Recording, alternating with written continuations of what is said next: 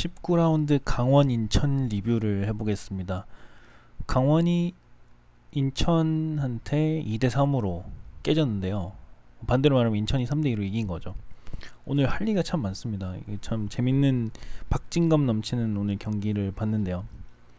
무고사가 3골로 해트트릭 하면서 승리를 했습니다. 한번 살펴보시죠. 저는 사실은 오늘 포메이션 그 선발 스타팅 라인업 보고 깜짝 놀랐습니다. 사실은 강원은 사실 어떻게 보면 좀 예측된 형태였고 3백에다가 이제 그 김경중, 이재권, 한국영, 신광훈으로 되는 이제 미드라인으로 가는 거고, 김경중 사실 지난 경기 때 또 좋은 모습 많이 보여줬죠. 한국영이야 뭐 잘 하고 있고, 중원은 잘 끊어주는 역할, 그리고 수미 역할까지도 해주고 있고, 신광훈 측면 활발했습니다. 네.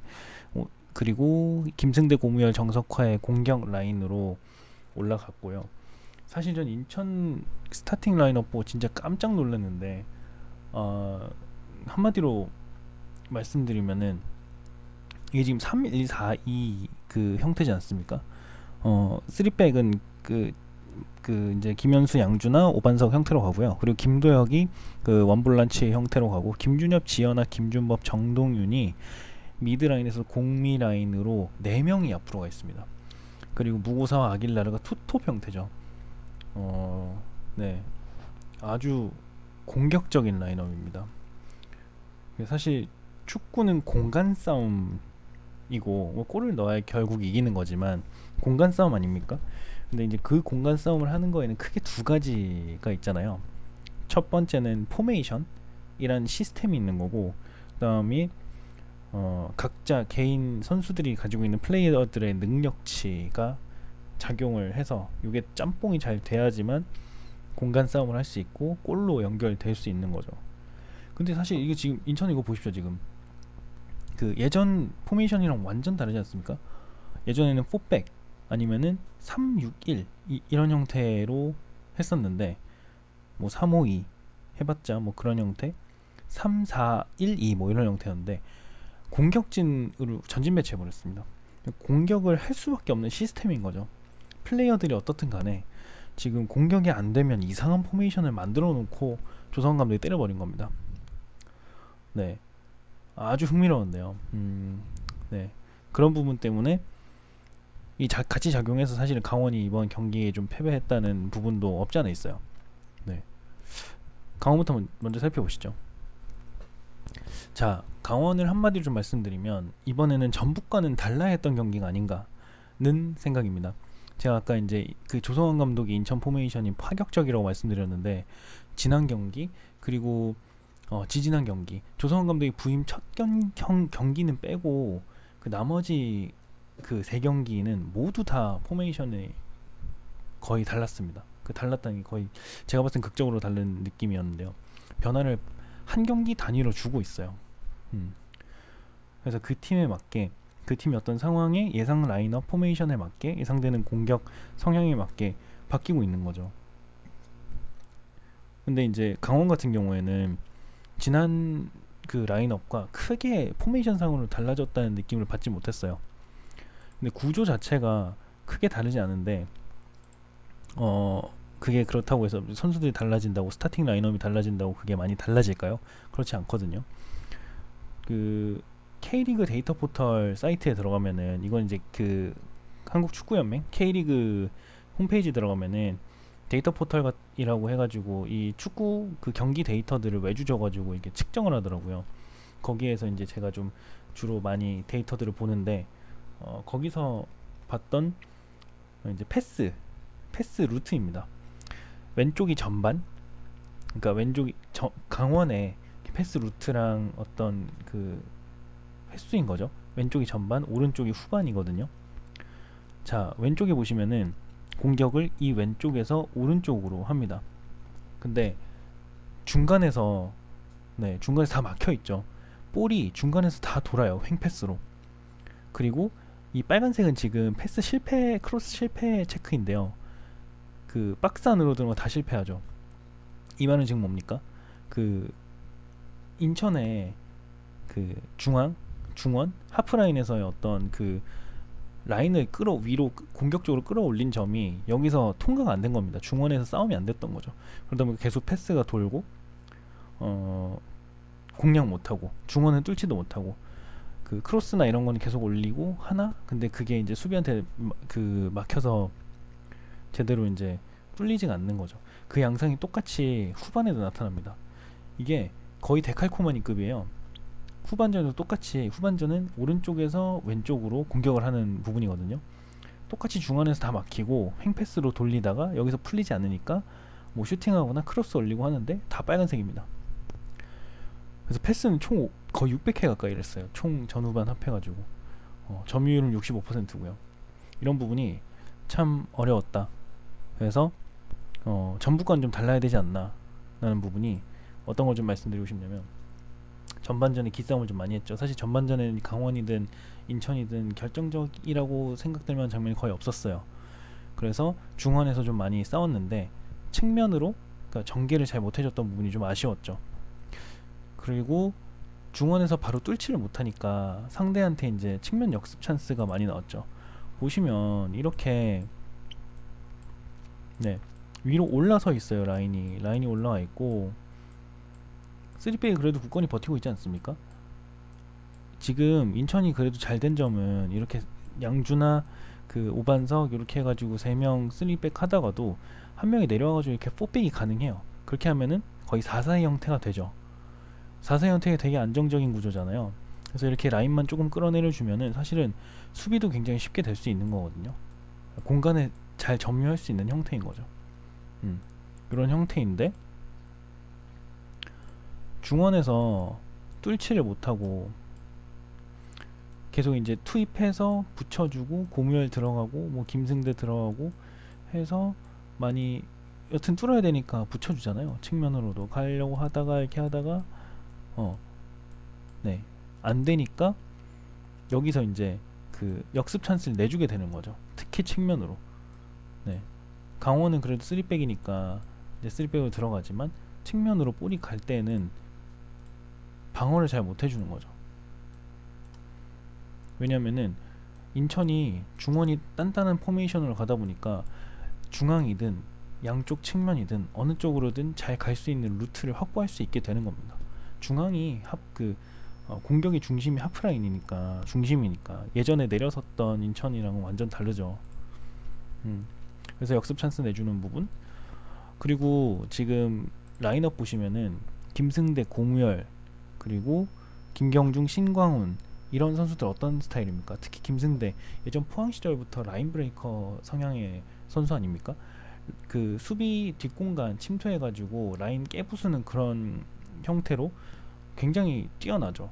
그리고 고무열도 지난 전북 경기 어떻습니까? 상대 수비 빈 공간, 요즘 전북 수비 완전 난리잖아요. 그 뒷공간 그리고 양쪽 측면 다 파고 들어가지고, 고무열도 스피드도 있잖아요. 그 키도 있는데 그런 상태에서 이제 라인 브레이킹 해주고 스피드로 역습 가고 이런 형태의 선수들인데, 그런데 지금 보시면은 역습할 수 있는 스쿼드가 아니죠. 그럼 바꿔야죠. 바꿔야 되는 거죠.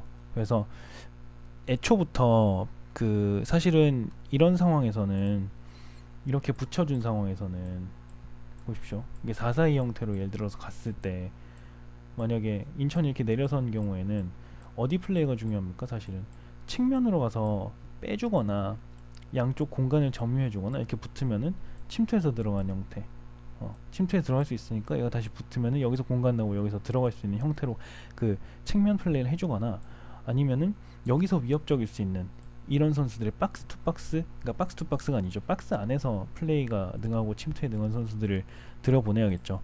그래서 사실은 김지현이 선발이었으면 어땠을까라는 생각인데, 사실 교체 시기 자체는 적절했죠. 왜냐면 후반 10분쯤에 그래도 생각보다 이른 시간에 변화를 준 거니까요. 근데 후반 시작할 때부터, 또는 이게 잘 안 풀린다고 생각됐을 때 빠르게 교체가 됐으면 어땠을까는 생각입니다.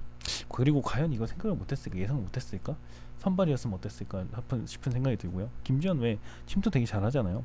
그래서 이제 첫 번째 골도 좀 뒤늦었지만 김지현이 사실은 이게 김지현이 넣은 골 맞고 들어가긴 했지만 오반석이 잘못 차가지고 뒤늦게 처리하는 바람에 이제 좀 그 골이 들어간 거긴 한데, 그래도 이 침투 자체를 했다는 게 중요한 거 아닙니까? 빛났던 거고, 그런 부분들 지난 경기에서부터 계속 나왔던 장면이에요. 그리고 뭐 이호인의 무빙 헤딩이 되게 좋았는데, 요즘에 되게 느끼는 거는 역시 헤딩은 제자리에서 하는 게 아니라 움직이면서 공간 찾아 들어가면서 무빙 헤딩하는 게 답이다라는 생각이 드는 것 같습니다. 요즘 많은 헤딩골들이 이렇게 나와요. 음. 그래서 여튼 스쿼드 자체, 시스템, 아까 말씀드렸지, 시스템 자체가 이거는 그 승리하기 좀 어려운 시스템 아닌가, 깨부수기 어려웠던 시스템 아니었나 싶은 생각이 듭니다. 그리고 마지막으로 강원은 75분쯤에 조재환의 감차슛이 너무 아쉬웠죠. 열려 있었는데 그 황의조 같았으면 아마 들어갔을 텐데 너무 아쉬웠어요. 자, 그럼 인천 살펴볼게요. 인천은 정말 공격적인 포메이션, 아까 말씀드렸던 대로, 그런 데다가 측면으로 이어질 수 있는 전술이었습니다. 그리고 무구사형을 제가 좀 많이 깠는데 오늘은 대박이었던 것 같아요. 단단한 미드라인이 전 너무 색달랐고요. 그 라인을 되게 아예 시스템 자체부터 그걸 끌어올렸다는 게 공격할 수밖에 없는 포메이션, 말씀드렸던 것처럼 그런 부분이었던 거고, 그리고 중원이, 이 하프라인이 탄탄하다 보니까 양쪽 측면으로 뻗어갈 수 있는 기회가 생기지 않습니까? 만약에 포메이션 자체가 아예, 예를 들어서 포메이션 자체가 뭐 4, 뭐 4, 5, 1 같은 형태였다면은 측면으로 바로 나가기 어렵지 않습니까? 나간다고 하더라도 이렇게 윙백이 나가서 스위칭을 해주거나, 아니면은 이제 그 미드, 이제 오른쪽 왼쪽 미드가 그 진출을 하면서 그 다음에 윙백이 좀 더 받쳐주고 이런 형태로 단계적으로 올라가야 되는데, 근데 이 형태가 아니라 아예 그냥 올라선 상태죠. 기본적으로 아길라르 무고사가 위협적으로 움직여주고 있고 중앙이 여기인 겁니다. 하프라인인 겁니다. 그러다 보니까 좀 더 쉽게 침투를 할 수가 있는 거죠. 이렇게. 사실은 요즘에 인천의 어떤 선수들의 개개별 활동량이 조금 스태미나 떨어지는 거 아닌가 싶은 생각이 들거든요. 그런 상태에서 라인 자체를 끌어올리다 보니까 이게 생각보다 측면 플레이가 되는 겁니다. 예전에는 윙백 올라가서 이제 침투해서 측면을 파괴시켜줄 만한 윙백이 없었던 걸로 보이거든요. 지금 인천에는 그럴 만한 자원이 없는 것 같아요. 근데 라인 자체를 올려줘 버리니까 측면 그 파괴 마법까지 일어난다는 거고요. 패스가 246회밖에 없었고 점유율 35%밖에 안 됩니다. 이런 상태에서도 승리를 거뒀죠. 네, 완전 중원을 씹어 먹겠다는 포메이션이고요. 이렇게 경기마다 딱 맞는 변화를 줄 수 있는 전술. 이 감독님이 어떻게 보면은 좋은 판단이죠. 카멜레온 감독님이라고 저는 생각합니다. 네. 그래서 두 번째 골도 재밌었던 게, 이게 다 측면 플레이예요. 저 예전부터 계속 말씀드리지만, 그리고 요즘 해설위원이나 언론에서도 얘기하지만 현대 축구는 측면이 답이라고 하거든요. 그래서 두 번째 골도 오른쪽 측면을 지연하게 돌파를 했죠. 그 상황은 거의 이렇습니다. 네. 아마 강원 수비가 한 4명 정도가 들어오고 있었던 걸로 보여요. 그리고 지연하게 이쪽으로, 오른쪽으로 파고들었고 무고사가 중간에서 허허벌판 벌려있는 공간에 있었고 택배 크로스 날려줬고 여기서 헤딩으로 감사합니다 하고 이제 슈팅해서 넣은 거죠. 이런 형태. 감사 인사 헤딩골. 네. 그리고 세 번째 골도 이거 재밌었던 게 아마 여기 좀 이렇게 돼 있었고, 이 정도 선에서 아길라르가 패스를 줬을 거예요. 지어나간테 주고 그 다음에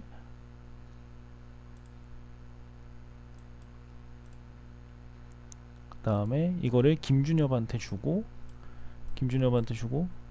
이까지 들어갔다가 김준엽한테 주고 무고사가 이쯤에 있었을 거고, 무고사가 받고 난 다음에 이 환상적인 뒷발 힐킥, 뒷 힐킥이라 그래야 되나? 여튼 뒤꿈치 킥으로 해서 넣었죠. 감각적인. 이거 아주 깜짝 놀랐어요. 이거 순전히 진짜 뭐 물론 다른 슛으로도 할 수도 있었겠지만 무고사의 어떤 개인 센스가 발휘된 장면이 아니었나 하는 부분이고요. 그래서 여튼 그 결정적 순간에서 결국에는 무고사가 그 골을 넣어준 장면입니다. 물론 뭐 첫 번째 골도 페널티킥이지만 뭐 잘 넣었던 거죠. 아쉬웠던 장면은 이제 사실 오늘 같은 경우는 인천이 그 4대2로 이길 수도 있었어요. 예, 그래서 74분엔 지연학이 이제 아길라르한테 패스를 찔러줬는데 하필 오른발이었죠. 아길라르 왼발인데 그래가지고 슈팅을 못했고요. 76분에는 무고사가 그 포트트릭을 할 수 있는 기회였는데 조금 발이 좀 잘못 맞았는지 옆구물로 날아가 버리더라고요. 그게 좀 안타까웠고요. 포트트릭 할 기회였는데. 네. 그래서 아까 말씀드렸던 두 가지가 잘 작용했던 것 같아요. 첫 번째는 그 공격적인 굉장히 공격적인 포메이션 이런 시스템이 갖춰져 있는 상태였고, 그다음에 그 상태에서 이제 플레이어 능력치 결정적 순간에서 무고사를 위한 전략이 성공했다. 네, 는 부분이었습니다. 무고사 형이 오늘은 공간 좀 잘 찾아서 들어가고 기회 왔을 때 해결 딱 해줘가지고 이긴 것 같아요. 이 부분은 뭐 확실히 인정하고 넘어가야 될 부분인 것 같습니다. 무고사는 이런 환경에 갇혀졌을 때 가장 공격적이고 위협적인 것 같아요. 상대팀에. 예, 그런 포메이션일 때 좀 더 강한 느낌? 좀 수비적으로 내려섰을 때는 역습이라든지 아니면 이런 부분은 좀 많이 버거워하는데 이런 상황에서는 굉장히 해결사적인 면모를 많이 보여주네요. 앞으로도 이런 형태가 이어지면 좋을 것 같아요. 네. 무튼 네, 이렇게 사실 재밌는 포메이션 변화를 주는 감독분들이 좀 많이 잘 안 계신 것 같아요.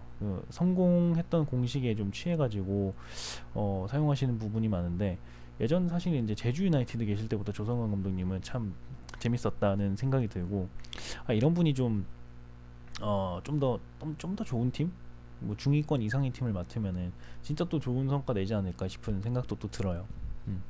여튼 오늘 강원 인천 경기 참 재밌게 봤습니다. 여기까지 하겠습니다.